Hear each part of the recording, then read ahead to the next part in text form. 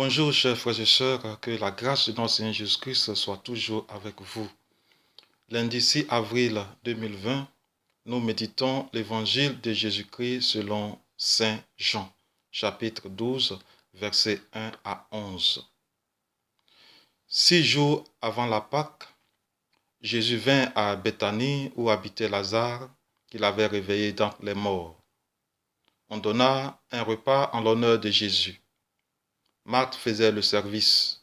Lazare était parmi les convives avec Jésus. Or, Marie avait pris une livre d'un parfum très pur et de très grande valeur. Elle versa le parfum sur les pieds de Jésus, qu'elle essuya avec ses cheveux. La maison fut remplie de l'odeur du parfum. Judas Iscariote, l'un de ses disciples, celui qui allait le livrer, dit alors: pourquoi n'a-t-on pas vendu ce parfum pour 300 pièces d'argent que l'on aurait donné à des pauvres?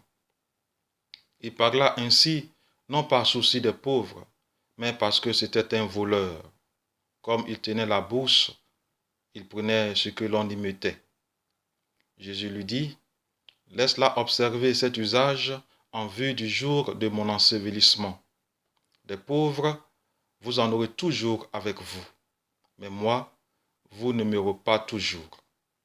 Or, une grande foule de Juifs apprit que Jésus était là, et ils arrivèrent non seulement à cause de Jésus, mais aussi pour voir ce Lazare qu'il avait réveillé d'entre les morts.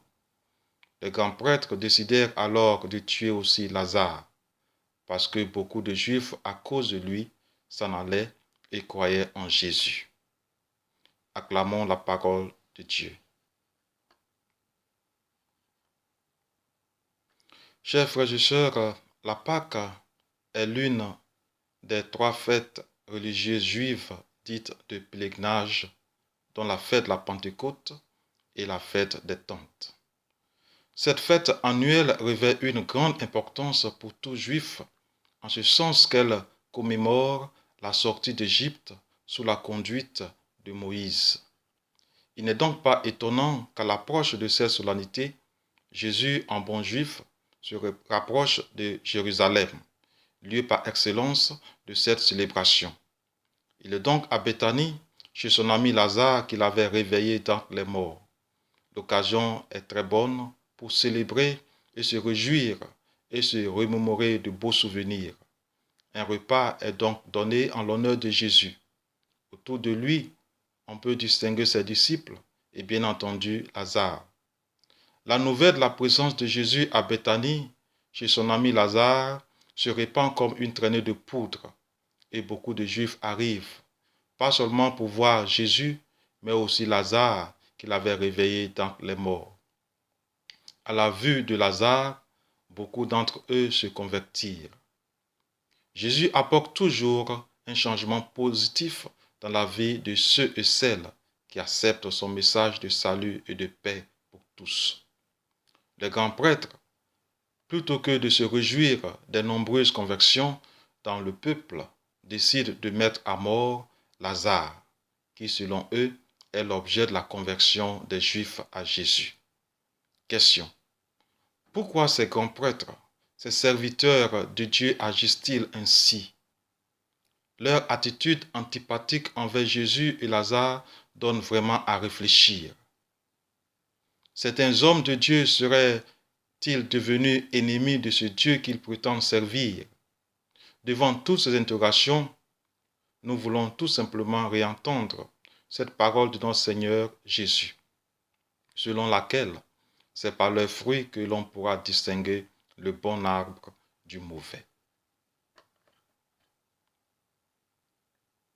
Disons ensemble un Notre Père pour toutes ces personnes qui sont égarées dans leur quête du vrai Dieu. Notre Père, qui es aux cieux, que ton nom soit sanctifié, que ton règne vienne, que ta volonté soit faite sur la terre comme au ciel. Donne-nous aujourd'hui notre pain de ce jour. Pardonne-nous nos offenses, comme nous pardonnons aussi à ceux qui nous ont offensés. Et ne nous laisse pas entrer en tentation, mais délivre-nous du mal. Amen. Car c'est à toi qu'appartiennent le règne, la puissance et la gloire pour les siècles des siècles. Amen.